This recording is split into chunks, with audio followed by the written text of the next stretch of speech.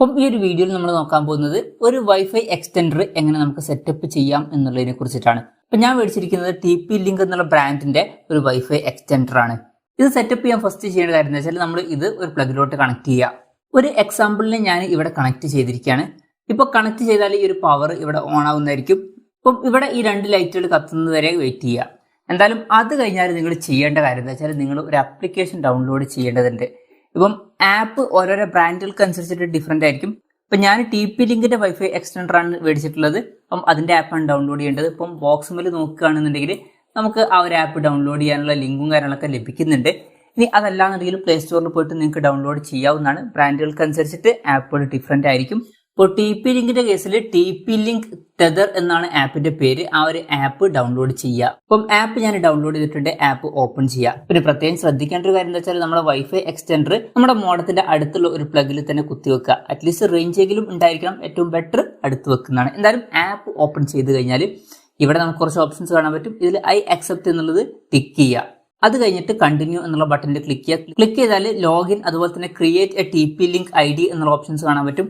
അപ്പോൾ നിങ്ങൾക്ക് അക്കൗണ്ട് ഇല്ല എന്നുണ്ടെങ്കിൽ ക്രിയേറ്റ് എ TP-Link എന്നുള്ളത് കൊടുക്കുക. അതിൽ കൊടുത്താൽ നമ്മുടെ ഇമെയിൽ ID വയ്ക്കും. ഇമെയിൽ ID കൊടുക്കുക. അതുപോലെ തന്നെ പാസ്വേഡും കൊടുക്കുക.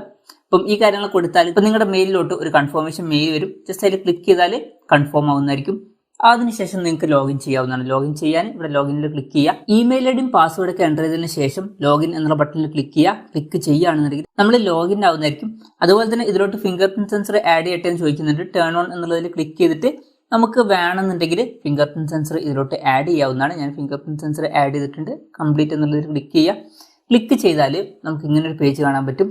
പിന്നെ ഇതിന്റെ മുമ്പ് ചിലപ്പോൾ 2 ഫാക്ടർ ഒതന്റിക്കേഷൻ സെറ്റ് ചെയ്യട്ടെ എന്ന് ചോദിക്കും. വേണമെന്നുണ്ടെങ്കിൽ അതും സെറ്റ് ചെയ്യാവുന്നതാണ്. എന്നാലും കണക്ട് ചെയ്യാൻ നമ്മൾ ചെയ്യേണ്ട കാര്യം എന്താ വെച്ചാൽ ആഡ് ഡിവൈസ് എന്നുള്ളതിൽ ക്ലിക്ക് ചെയ്യുക. ക്ലിക്ക് ചെയ്യുകയാണെന്നുണ്ടെങ്കിൽ നമുക്ക് റേഞ്ച് എക്സ്റ്റെൻഡർ എന്നുള്ള ഒരു ഓപ്ഷൻ കാണാൻ പറ്റും. അതിലാണ് ക്ലിക്ക് ചെയ്യേണ്ടത്.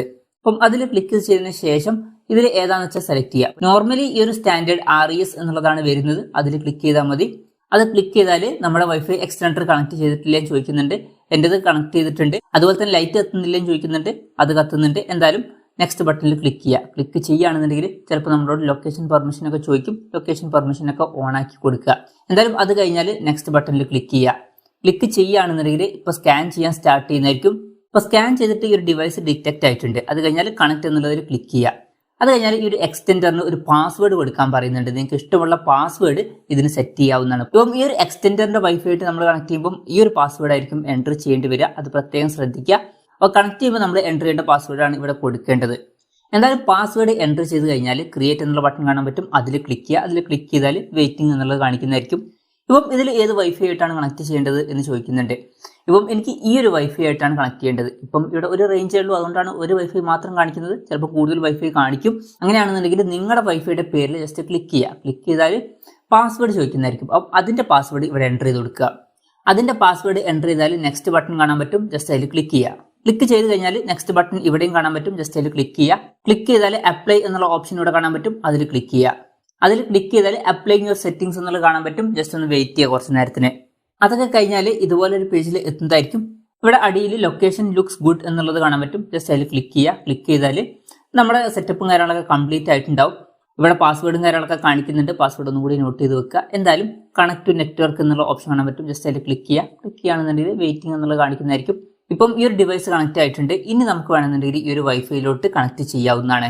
ഇപ്പം നിങ്ങൾക്ക് നോക്കിയാൽ അവിടെ കാണാൻ പറ്റും ഈ ഒരു എക്സ്റ്റൻഡർ എന്നുള്ളതിലേക്കാണ് കണക്ട് ആയിരിക്കുന്നത്. ഇപ്പം എനിക്ക് നെറ്റ് യൂസ് ചെയ്യാൻ കഴിയുന്നുണ്ടോ എന്ന് ചോദിച്ചാൽ നിങ്ങൾക്ക് നോക്കിയാൽ കാണാൻ പറ്റും എനിക്ക് ഇതിലോട്ട് നെറ്റ് കണക്ട് ചെയ്യാൻ കഴിയുന്നുണ്ട്. അപ്പം ഇങ്ങനെ നമുക്ക് വളരെ സിമ്പിളായിട്ട് വൈഫൈ എക്സ്റ്റൻഡർ സെറ്റപ്പ് ചെയ്യാവുന്നതാണ്. ഞാൻ യൂസ് ചെയ്യുന്നത് TP-Linkന്റെ വൈഫൈ എക്സ്റ്റൻഡർ ആണ്. എന്തായാലും ഈ ഒരു വീഡിയോ നിങ്ങൾക്ക് യൂസ്ഫുൾ ആയി എന്ന് വിചാരിക്കുന്നു. ഈ ഒരു വീഡിയോ പറ്റിയിട്ടുള്ള നിങ്ങളുടെ ജെന്യൂൻ ആയിട്ടുള്ള അഭിപ്രായം ജസ്റ്റ് ഒന്ന് കമന്റ് ചെയ്യുക. അതുപോലെ തന്നെ ഇതുപോലുള്ള വീഡിയോസ് നിങ്ങൾ കാണാൻ താല്പര്യമുണ്ടെന്നുണ്ടെങ്കിൽ ഈ ചാനൽ സബ്സ്ക്രൈബ് ചെയ്യാവുന്നതാണ്.